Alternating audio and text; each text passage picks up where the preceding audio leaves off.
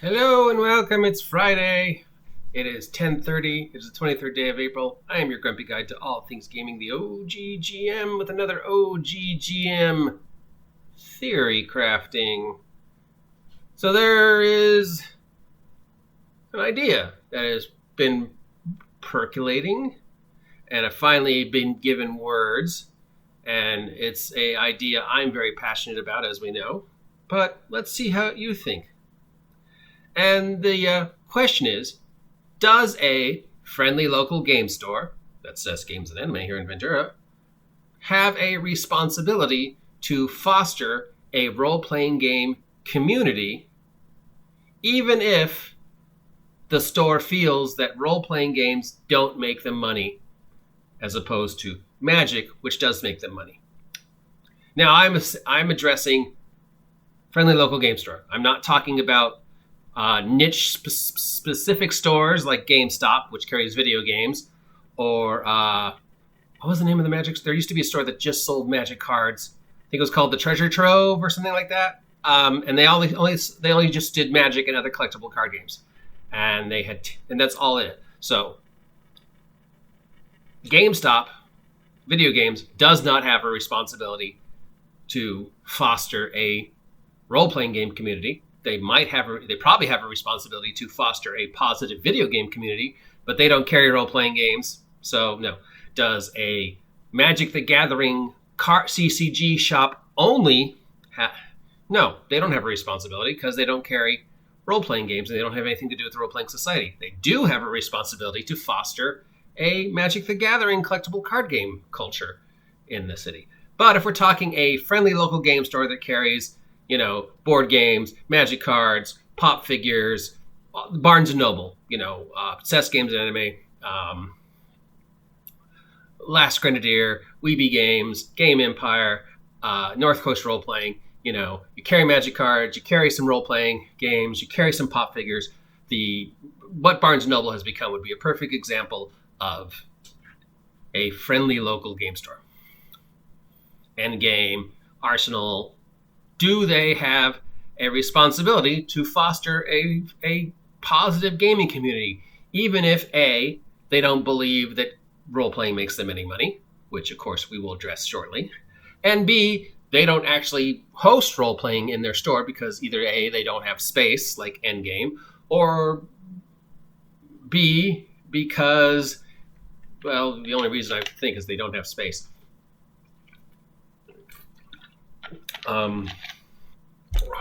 So, now, does Barnes & Noble, or Seths Games and Anime, or North Coast Role Playing, or Weeby Games, or The Last Grenadier have a responsibility to foster a positive role-playing game community? Yes. Yes, they do. If they, in any way, shape, or form, make even one penny off of role-playing, if one kid comes into Barnes & Noble, Weeby Games, Last Grenadier, and says, do you carry dice? Do you carry Dungeons and Dragons? Bare minimum, a store like that should have a way for gamers to communicate with each other, either addressing them to, hey, we don't do it here in our store because we don't have the space to have gaming, but I do have a list of names and numbers and people I can address you to.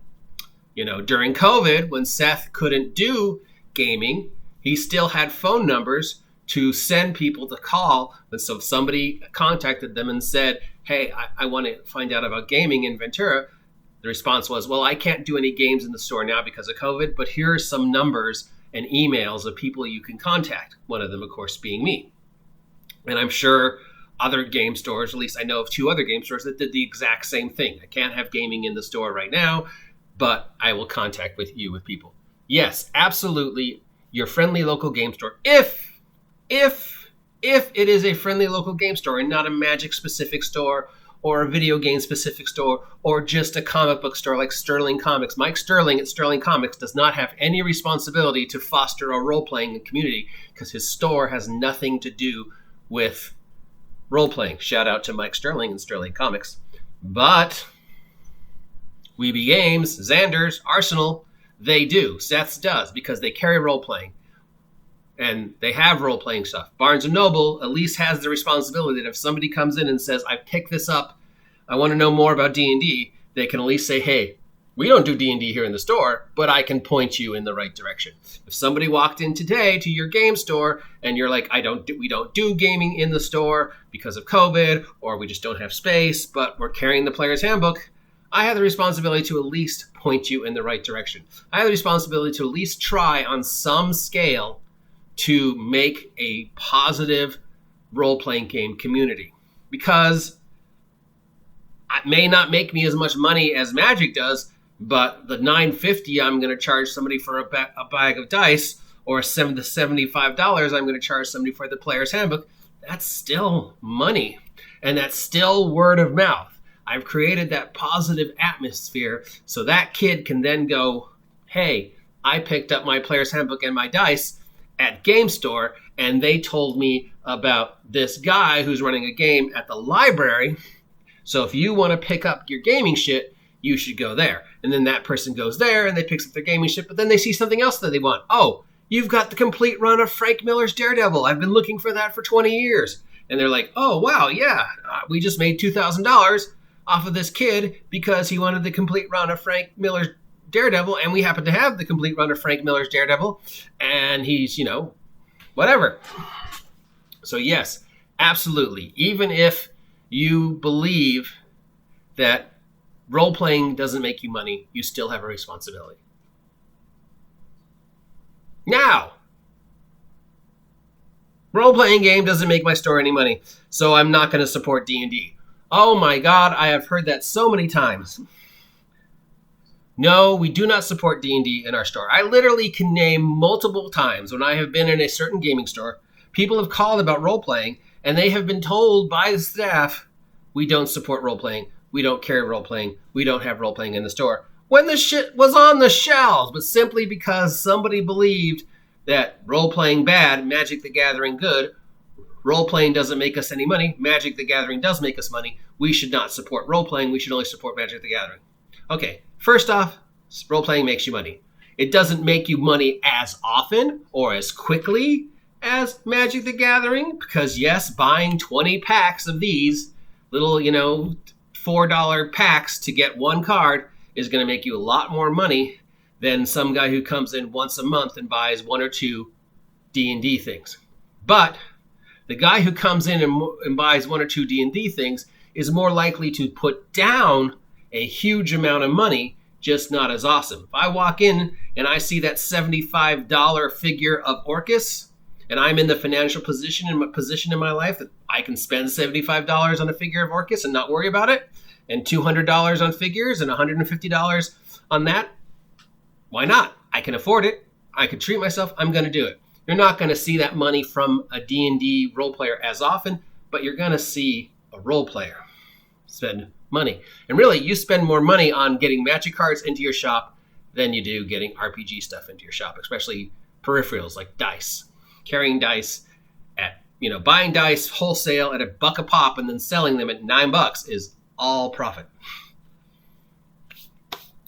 So yeah, that whole thing of the store doesn't make money, and then creating that angry, we don't carry role-playing, we don't support it, is just bullshit. D&D makes you money, and if you're even just carrying dice, then yes, you do support the hobby, and you do have a responsibility to foster a positive RPG culture based around your store. Even if it's not in your store, you at least have the bare minimum of giving some kid a phone number, because you never know how that positive customer satisfaction is going to come back on you.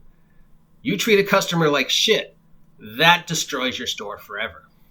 Because people will remember that, and they will tell people, I went into that store and I was treated like shit. Do not go back to that store. And that will spread faster than wildfire.